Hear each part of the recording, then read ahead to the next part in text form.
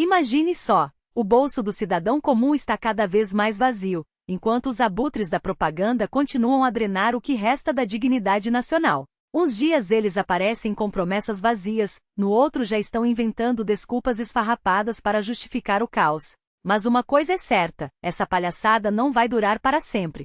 Chegou a hora de encarar a realidade de frente e expor a sujeira que eles tentam esconder sob o tapete. Vamos falar sem rodeios: covarde, canalha, extremista. Esses são os adjetivos que cabem perfeitamente aos que sustentam esse circo de horrores. Enquanto isso, os cofres da Rússia sangram com a queda brutal de 30% nas receitas do petróleo e gás. Os números não mentem, e a conta está chegando para todos. A liberdade de expressão? Eles transformaram em piada. Mas aqui entre nós, cada golpe que eles sofrem é motivo de celebração. Cada tropeço deles é um passo a mais para a nossa vitória. A música de alerta já começou a tocar, e a caçada aos propagandistas ganha força. Depois de expor as falcatruas de um deles, descobri algo ainda mais nojento: um novo fantoche se aliando a um conhecido racista e defensor de ideologias podres. Dois parasitas unidos como se o lixo atraísse mais lixo. E o pior, quem financia essa gente está cometendo um crime. Cada centavo enviado para eles é dinheiro sujo, que alimenta o extremismo e a destruição. Não há desculpa que justifique apoiar essa corja. Mas quem será o próximo a cair na rede? O tempo dirá. Enquanto isso, quem manda um único rublo para esses criminosos está violando a lei e se tornando cúmplice de um regime podre. E não adianta fingir que não sabe, eles mesmos admitiram que dependem desses patrocinadores. Ou seja, quem banca essa gente está, na prática, financiando o terrorismo. É hora de o FBI e as autoridades competentes agirem. E por falar em autoridades, lembra daquele apresentador que vive de bajular o sistema? Pois é, ele mesmo acusou outro propagandista de desviar milhões por meio de um tal fundo voluntário. E nós, o que fazemos? Ficamos de braços cruzados enquanto essa corja enriquece às nossas custas? Não. Esse lixo precisa ser julgado aqui, na Rússia, pelos crimes que cometeu em nosso país. Ele é o rosto de um Estado extremista e jamais pisou na linha de frente. Esperamos ansiosos pela resposta dele, ou será que ele vai continuar se escondendo atrás de desculpas? Enquanto isso, as ameaças vazias contra os Estados Unidos não param. O regime fala em testes nucleares e preparativos, mas, no fim das contas, é só mais uma tentativa desesperada de assustar o mundo. Putin, como sempre, recuou assim que abriu a boca. Primeiro, deu ordens para preparar os testes, depois voltou atrás e disse que era só para analisar a viabilidade. Ou seja, muito barulho por nada. Eles tentam nos intimidar, mas só conseguem mostrar o quanto estão apavorados. E nos Estados Unidos, a política também não fica para trás. O novo prefeito de Nova York, um socialista declarado, assumiu o cargo sob críticas ferozes. Alguns diziam que sua eleição seria o fim da cidade, mas o que pensam os imigrantes que vivem lá há anos? Muitos vieram de países onde o comunismo deixou cicatrizes profundas, e mesmo assim apoiam o novo prefeito. Será que eles sabem algo que os críticos não enxergam? Ou será que, no fim das contas, a mudança pode trazer algo melhor? Enquanto isso, na Rússia a vida segue cada vez mais difícil. Os preços disparam, os salários não acompanham, e o povo se vira como pode. Mas tem gente que parece viver em outro planeta. Enquanto as avós não conseguem comprar remédios, os propagandistas continuam a encher a boca para falar em resistência e grandeza nacional. Que grandeza? A dos preços que triplicaram? A das filas para comprar o básico? Eles não têm vergonha de mostrar a cara enquanto o país afunda. E as sanções? Eles insistem em dizer que não funcionam, mas os números não mentem. As exportações de petróleo despencaram, e o Ministério das Finanças já prevê uma queda de 22% nas receitas nos próximos anos. As empresas estatais como Rosneft e Lukoil tentam contornar as restrições, mas a realidade é clara: o sistema está se esgotando. Lembram do que diziam sobre a União Soviética? Que era grande demais para cair. Pois é, a história se repete. Mas enquanto a Rússia ainda tem recursos para se arrastar, seus aliados, muito mais dependentes do comércio internacional, sofrem muito mais. Enquanto isso, nas ruas, a decadência é visível. Ônibus pichados, muros rabiscados com mensagens de ódio, um retrato perfeito do que esse regime fez com o país. E o pior é que por trás de cada foto tirada desses símbolos de degradação, há uma história real. Como a de uma mãe que depois de 4 anos sem notícias do filho desaparecido na guerra, finalmente recebeu um sinal de vida. 4 anos de angústia, de esperança e desespero, até que no Dia das Mães, ela pôde ouvir sua voz novamente. Mas quantas outras famílias ainda esperam por um milagre? A verdade é que esse sistema não tem futuro. Ele se sustenta na mentira, na repressão e no medo, mas a conta está chegando. E quando ela vier, não haverá propaganda que consiga esconder a realidade. Enquanto isso, cabe a nós expor cada podridão, cada crime, cada injustiça. Porque só assim poderemos construir algo melhor. Algo que não precise de heróis falsos nem de promessas vazias. Algo que finalmente pertença ao povo. Porque a vitória não é um troféu que se pendura na parede do Kremlin, mas um espelho que reflete o que realmente somos.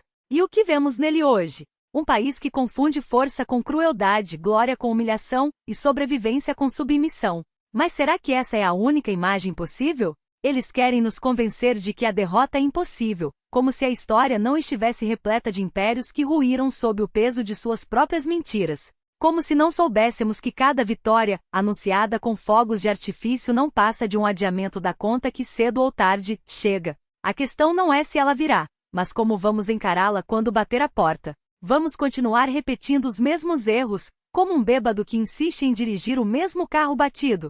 Ou vamos finalmente admitir que a verdadeira coragem não está em fingir que tudo está bem, mas em olhar para o abismo e decidir que não queremos mais pular nele? Eles falam em objetivos da operação como se fossem mantras sagrados, mas mudam de discurso mais rápido do que um trapaceiro troca de cartas. Ontem era desmilitarização, hoje é defesa da civilização russa, amanhã será salvar a Europa do globalismo. O que não muda é a essência, um punhado de homens em gabinetes climatizados decidindo o destino de milhões, enquanto os corpos se acumulam nas trincheiras e as famílias choram em silêncio. E o mais triste? Muitos ainda acreditam que essa farsa é o preço da grandeza, como se grandeza fosse medida em tanques e não em vidas preservadas. Como se um país que precisa inventar inimigos para se sentir vivo merecesse ser chamado de qualquer coisa além de um hospício a céu aberto. Eles dizem que a vitória será nossa, mas não explicam qual vitória. Será a de um país que aprendeu a viver sem liberdade, sem dignidade, sem futuro? Será a de um povo que aceitou trocar sua voz por migalhas de propaganda e um punhado de rublos desvalorizados? Ou será finalmente a vitória daqueles que entenderam que a verdadeira batalha não é contra um inimigo externo, mas contra a mentira que nos corrói por dentro? Porque no fim das contas, a pergunta que eles não querem que você faça não é o que é vitória, mas o que é nós? Somos os que aplaudem enquanto enterram seus filhos, os que riem das piadas dos bufões do poder enquanto suas cidades se esvaziam. Ou somos os que, mesmo no silêncio, sabem que há algo podre nesse reino de cartolina e fita adesiva? A história não perdoa os que fecham os olhos. Ela reserva seus capítulos mais sombrios para os que escolhem a cumplicidade em vez da coragem.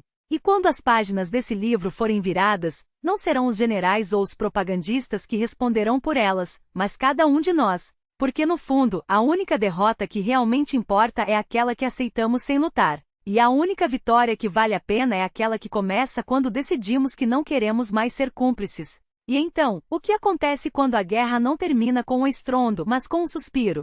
Quando os mapas são redesenhados não por canhões, mas por canetas, e essas canetas estão nas mãos de quem sempre soube que a verdade não se conquista, se negocia. Não se enganem, a paz que vem depois do silêncio não é paz. É apenas a pausa entre uma rendição e outra. Vocês acham que a história se contenta com migalhas? Que 4 regiões devolvidas são o suficiente para apagar anos de sangue, de cidades reduzidas a escombros, de crianças que aprenderam a contar os segundos entre um bombardeio e outro? Não.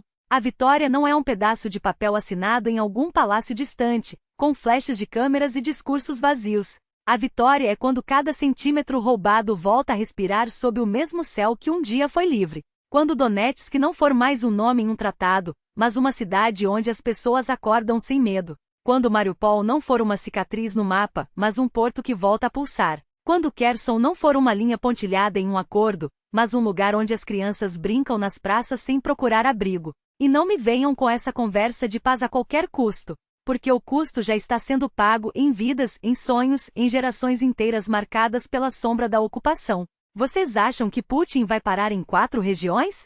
Que ele vai se contentar com migalhas quando já provou do banquete? Ele não quer territórios. Ele quer almas. Quer que vocês acreditem que a resistência é inútil, que a rendição é inevitável, que a liberdade é um luxo que não podem mais bancar. Mas aqui está a verdade que eles não querem que vocês ouçam. A guerra não acaba quando um lado baixa as armas.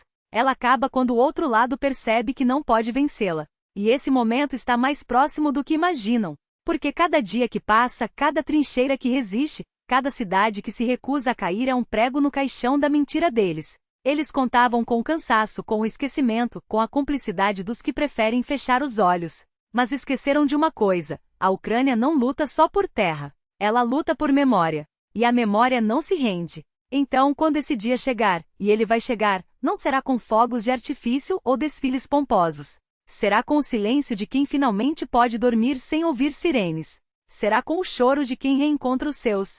Será com o orgulho de quem olha para o horizonte e sabe que contra todas as probabilidades, contra todas as apostas, contra todos os que duvidaram, eles venceram. Não uma guerra de generais, mas uma guerra de gente comum. De professores, de agricultores, de estudantes, de mães que transformaram suas cozinhas em hospitais e suas varandas em trincheiras.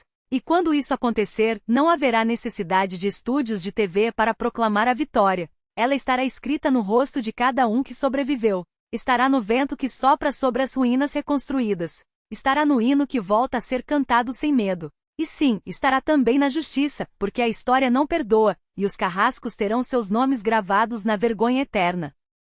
Então não se contentem com menos. Não aceitem migalhas quando o banquete da liberdade está ao alcance. Porque a única paz que vale a pena é aquela que não precisa de adjetivos. É simplesmente paz. E ela começa quando decidimos que não vamos mais viver de joelhos.